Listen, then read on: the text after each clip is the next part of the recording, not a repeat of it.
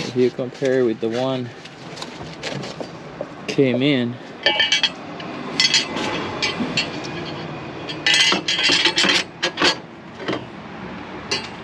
I hope it's the right one. Yes, sir. Can you tell the difference? Somebody, I bought the blue. That one wasn't the blue car. Bought the car 80K.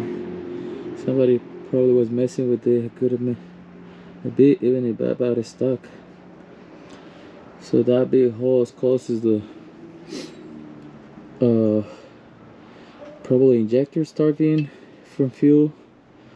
Or it's just weird, but it causes so much pressure going to the injector that it's causing it to vibrate higher than it's supposed to and trigger what could be a false misfire. So there you have it. If you already did your coils, spark plugs, auto sensors, all that bullshit still not fixed, you should look at the fuel rail. That was my fix. I'm about a little over 6 HP, so even this car misfired on me